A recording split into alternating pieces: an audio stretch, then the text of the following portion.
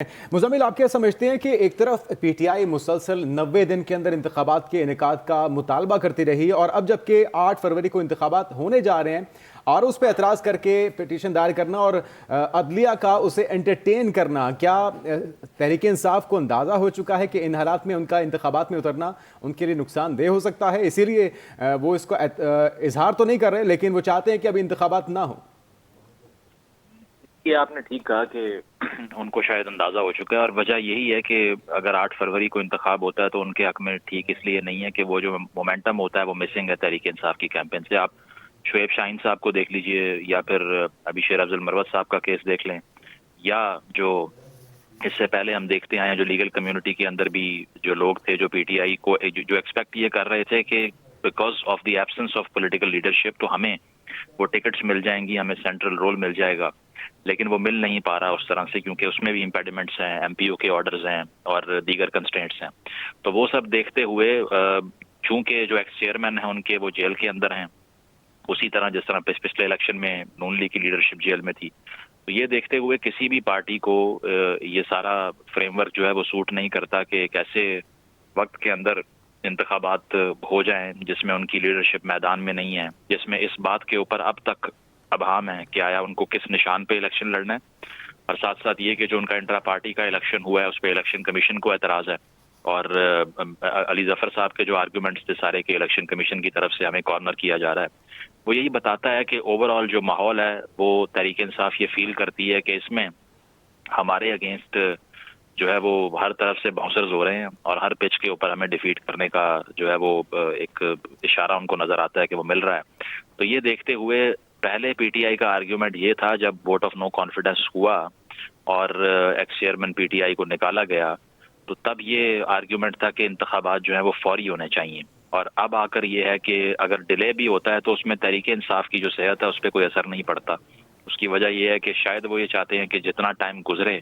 उतने उनके मामला सेटल होने की एक ऑप्शन बाकी रहे, वो नेगोशिएट भी करें, वो बात भी करें, इसके अलावा बैकडोर राब्तों से कोशिश भी करें कि जो उनके लिए रिलीफ है वो मिल जाए, मिल नहीं पा रहा। तो यही है कि इस शेड्यूल के मुताबिक इलेक्शन होना, लोग अगर ये समझ रहे हैं कि इसमें एक पॉपुलर जमात है तो उसमें जो है वो इलेक्शन हो जाना उनके हक में है, नहीं है। पाकिस्तान की तारीख यही बताती है कि सिर्फ पॉपुलैरिटी जो है वो unfortunately it's not enough government form करने के लिए, और उसकी वजह यह है कि आपको सपोर्ट को वोट में ट्रांसलेट करने के लिए जो कानूनी पहलू होते हैं उससे गुजरना पड़ता है। इसके अलावा अगर आपकी लीडरशिप कन्विक्टेड हो चुकी है, जिस तरह से एक मियां नवाज शरीफ साहब हुए थे पहले और अब खान साहब उसको फेस कर रहे हैं, तो उसके बाद लीडरशिप जो है वो मेंटेन रहना या फिर पार्टी की यूनिटी उसको बरकरार रखना बहुत मुश्किल है। ये वो पार्टीज नहीं है जो कि हम जो उन रियासतों में देखते हैं जहाँ डेमोक्रेसी बहुत ज़्यादा फ्लरिश कर रही होती है, क्योंकि वहाँ पे शख्सियात या पर्सनालिटीज़ का पार्टी से हट जाना कोई बड़ा नुकसान नहीं होता। हमने देखा कि अगर अमेरिका के अंदर रिपब्लिकन्स किसी और को कैंडिडेट लेकर आते हैं तो वो ये नहीं कहेंगे कि अगर ट्रंप नहीं है तो हमारी पार्टी बाकी नहीं रहेगी, या डेमोक्रेट्स से अगर जो बाइडन चला जाए तो वो ये नहीं कहेंगे कि बाइडन नहीं है तो डेमोक्रेट्स भी नहीं है। अनफॉर्चुनेटली पाकिस्तान में ये नारे प्राउडली लगाए जाते हैं, बड़े फखरिया अंदाज में ये बात की जाती है कि अगर खान साहब नहीं है तो पीटीआई नहीं है, अगर नवाज शरीफ साहब नहीं है तो नून लीग नहीं है। लेकिन सोचना ये चाहिए कि क्या ये फख्र की बात है कि सारी पार्टीज जो है वो एक पर्सनालिटी के गिर्द घूम रही हैं, उसमें कोई ऐसा निज़ाम नहीं है कि नई लीडरशिप आके रिप्लेस कर सके एग्जिस्टिंग माइंड्स को और पुराने लोगों को, उसमें कोई ऐसा मैकेनिज्म नहीं है कि स्टूडेंट पॉलिटिक्स हो सके। तो इसीलिए यहाँ पर जब एक पर्सनैलिटी नॉकआउट होती है तो पूरी पार्टी जो है वो धड़ाम से नीचे गिर जाती है, इसीलिए कि ना तंजीम होती है पार्टी में, ना नजरिया होता है, पावर पॉलिटिक्स कर रखी होती है, इलेक्टेबल्स लाए होते हैं, जो जहाज़ों पे चढ़ के आए थे वो उसी रफ्तार से वापस चले गए और अब राह देख रहे हैं कि कौन सी लीडरशिप रिप्लेस करेगी इसको। तो ये जेन्युइन पॉलिटिक्स की होती, अगर नजरियाती सियासत की होती और इलेक्टेबल्स को और फेसेस को ना देखा होता, तो मुझे लगता है कि आज बहुत बेहतर पोजीशन में होती थी इंसाफ। लेकिन चूंकि आपने जिस तरह से ये हजूम इकट्ठा किया था उसी रफ्तार से ये डिसइंटीग्रेट भी हुआ है, तो अब इस वक्त में, अभी परसों जावेद हाशमी साहब हमारे शो में ये कह रहे थे कि मैं उस वक्त समझा रहा था जब मैं छोड़कर गया पीटीआई की लीडरशिप को कि अगर आप कहीं और से इशारे ले रहे हैं तो फिर आपकी हुकूमत जाएगी भी उसी तरीके से जिस तरह बनाई जाएगी, लेकिन आपको समझ नहीं आई। तो ये रिपीटेडली पाकिस्तान के पॉलिटिशियंस ये गलती करते आए हैं, और ये आप 70 साल की तारीख उठा लीजिए, यही गलती मिलेगी आपको उसमें कि पहले आप एक्सपेक्ट करते हैं कि हमें नॉन डेमोक्रेटिक तरीके से लाया जाएगा और फिर एक्सपेक्ट करते हैं कि नहीं, अगर हम आ गए हैं तो उसके बाद निकाला हमें डेमोक्रेटिकली जाए, उसके अलावा नहीं होना चाहिए, बिल्कुल नहीं होना चाहिए। लेकिन अनफेयर मीन से अगर आप मैंडेट को जस्टिफाई करते हैं तो फिर वो अनफेयर मीन से चले भी जाते हैं। मियाँ साहब भी एक कहानी सुना चुके हैं इस नौयत में कि जब वो मुशर्रफ साहब के अंडर जब जेल में थे तो सैफुर रहमान साहब ने उन्हें कहा कि हमारे अगेंस्ट बहुत से केसेस बन सकते हैं, मुश्किल में फंस जाएंगे, ये दफ़ा भी लगती है, वो दफ़ा भी लगती है। तो मियाँ साहब ने आगे से जवाब दिया कि अगर जेल में लीगली आए होते तो फिर लीगली निकलने की बात होती। हम तो ना इस जेल में और इस मुश्किल में कानून के तहत फंसे हैं और ना इससे कानून के तहत निकलना एक्सपेक्ट कर सकते हैं। तो यही है कि पीटीआई की पॉलिटिक्स अनफॉर्चुनेटली जो हाईजैकर्स थे इस पार्टी के अंदर, उन्होंने बहुत नुकसान भी पहुंचाया। लेकिन अब आकर इलेक्शन का वक्त पे हो जाना उनकी कि वो जो जेन्युइन लीडरशिप होती है या फिर जो अवाम में एक जाकर जो सपोर्ट है उसको वोट में कन्वर्ट कर सके, या फिर वो घर घर जाके कैंपेन कर सके, किस तरह से आपने यूनियन काउंसिल्स में कैंपेन करनी है जाके, किस तरह से आपने वोटर को जो है मोबिलाइज करना है इलेक्शन डे पे, फैसला उससे भी होता है। सिर्फ पॉपुलैरिटी जो है वो वोटर को पोलिंग बूथ तक पहुंचा दे, it is not very easy election day पे। तो इसीलिए तहरीक इंसाफ को शायद ये वो फील करते हैं कि इस शेड्यूल के मुताबिक इलेक्शन हो तो इन दी एब्सेंस ऑफ लीडरशिप ये आसान नहीं है कि वो इस सपोर्ट को वोट में कन्वर्ट कर सके। मुजम्मिल, आप हमारे साथ ही रहिए तमाम तर सूरत हाल पर बात करने के लिए। जहांज़ेब अब्बासी भी हमारे साथ हैं। जहांज़ेब, आप कहिए क्या ताज़ा तरीन सूरत हाल देख रहे हैं? देखिए, इस वक्त तमाम तर जो तैयारियां हैं वो की गई हैं। सिक्योरिटी के हवाले से बात करें, अटॉर्नी जनरल फॉर पाकिस्तान जो हैं वो इस वक्त अपने ऑफिस में मौजूद हैं। चीफ जस्टिस काजी फायद ईसा इस वक्त अपने चैम्बर में मौजूद हैं, सीनियर जजेस मौजूद हैं। तो अब देखना यह है कि इलेक्शन कमीशन जो है वो कितनी देर में पटिशन फाइल करता है और फिर उसके बाद मुमकिन तौर के ऊपर आज ही बेंच बैठेगा। इसकी रीज़न बिल्कुल क्लियर है कि ये जो इस वक्त एक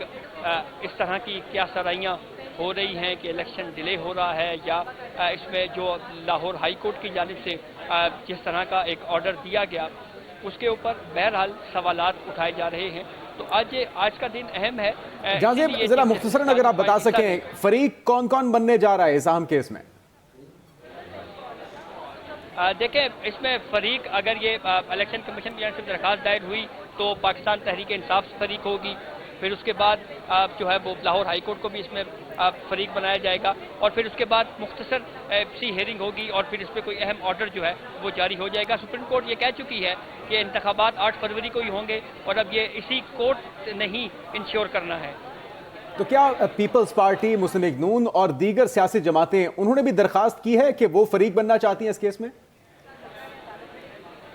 देखिए, लाहौर हाई कोर्ट के हवाले से ये खबर आ रही है कि लाहौर हाई कोर्ट में जो दीगर बड़ी पॉलिटिकल पार्टीज़ हैं, मुस्लिम लीग नून है, पाकिस्तान पीपल्स पार्टी है, दीगर जो पॉलिटिकल जमातें हैं, वो वहाँ पे लाहौर हाई कोर्ट में जो पीर को केस समाअत के लिए मुकर्रर है वहाँ पे फरीक बनने जा रही है। और पीर को इस हवाले से लाहौर हाई कोर्ट के 5 जजेस बैठ रहे हैं और इसी केस में जो ब्यूरोक्रेसी से लिए गए आरोज हैं, जिसमें सुप्रीम कोर्ट ने हाई कोर्ट ने जिसमें इलेक्शन कमीशन के नोटिफिकेशन को मुअत्तल किया था, उसी केस की कंटिन्यूएशन है और वहाँ पे इस केस पर समाअत होने जा रही है। तो सुप्रीम कोर्ट ऑफ पाकिस्तान में अगर इलेक्शन कमीशन की जानिब से ये पटिशन दायर की जाती है और उसमें यह मौक़िफ़ इख्तियार किया जाएगा कि आरोज और डी आरोज की जो तरबियत है वो रुक गई है, ट्रेनिंग चल रही थी, हम पूरी तरह तैयार थे, फंड्स का मामला हल हो गया था, हाई कोर्ट ने बीच में इंटरवीन किया और इस मामले को रोक दिया, तो फिर सुप्रीम कोर्ट की जानिब से क्या फैसला आता है ये बहुत अहम होगा। अहम फैसला भी मुतवक्के है 1 घंटे में, ये कहा जा रहा है। जहाँ से ये कहिएगा किन किन जमातों की जानिब से लगता है कि फरीक बनने के लिए दरख्वास्त दी जा सकती है? देखिए, सुप्रीम कोर्ट में तो आज जो हेयरिंग होने जा रही है इसमें अभी तो इलेक्शन कमीशन ही मेन पार्टी है, क्योंकि जो इस पूरे प्रोसेस का